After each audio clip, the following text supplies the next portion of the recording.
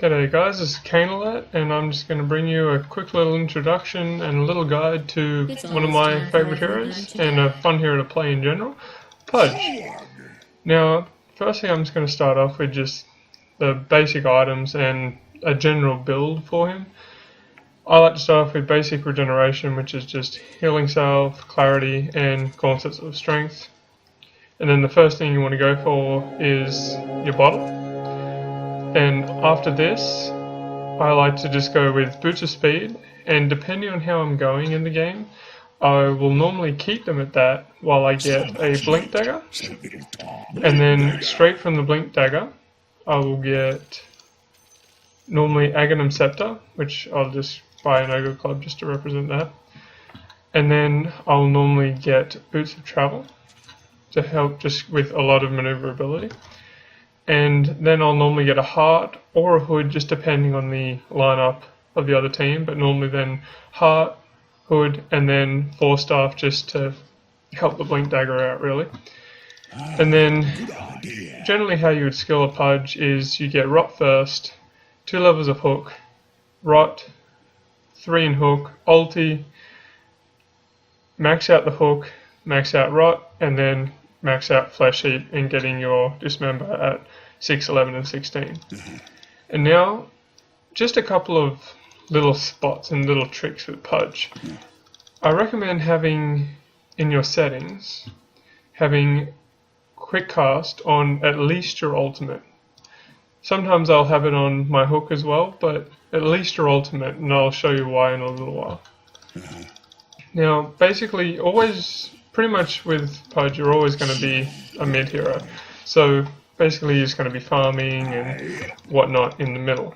And some little tricks that are really fun to do is when you get into this little set of trees here, and you get the hook and move back slightly as they're coming back, you can catch them in this little spot here, and then pretty much every mid hero will generally die if hooked and sit there, rot, and auto attack by a Pudge.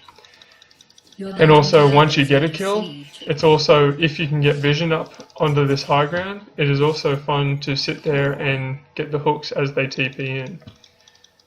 And now just when you get a blink dagger, a fun little thing to do is you can get into these sets of trees just in here, and also as you get a little bit closer you can just move forward a little bit.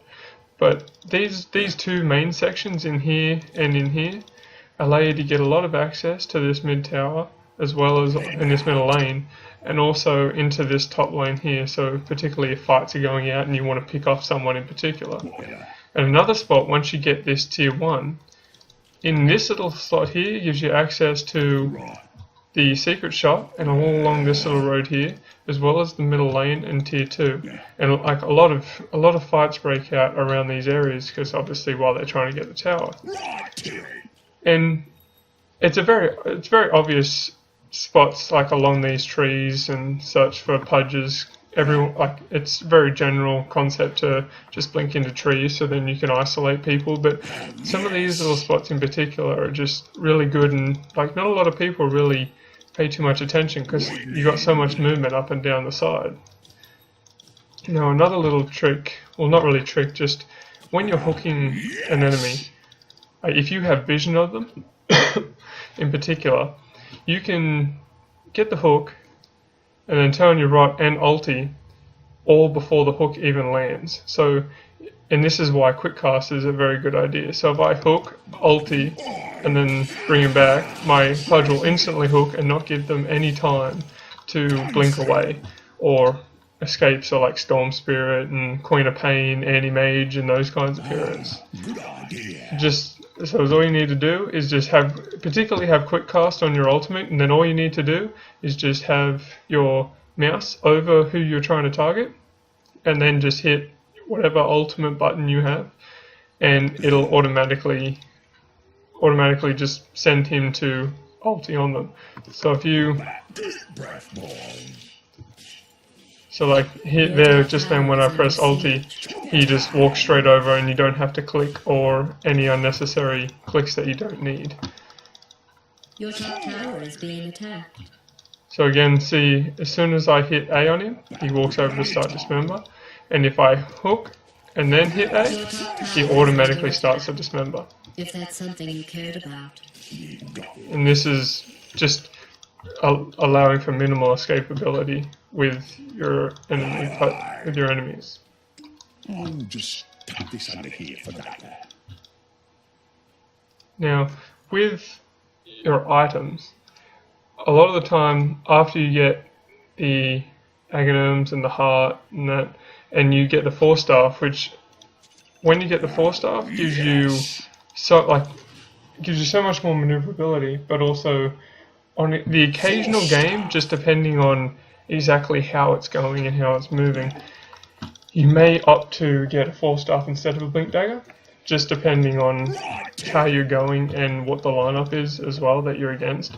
Because sometimes just 4-staff, if you know you're going to get pinned down a lot, or you are getting pinned down a lot and not having a very good time of it, then it is actually a good idea to get a 4-staff, just because then no matter how many times you're getting attacked, you can always use it to escape and get that little bit ahead. But Pudge is a really, really great hero to play, and I really enjoy him. And I've had considerable amounts of games with Pudge, and he's someone that I would recommend everyone to give a go and just see how you like him. But thank you for watching, and just comment, subscribe, rate, whatever you'd like to do, and leave a comment if you'd like me to post anything in particular, if you'd like to see a certain hero. But I'll put some gameplay in that up with some commentary of Pudge, Meepo, and any other heroes that you would like to see. But thank you.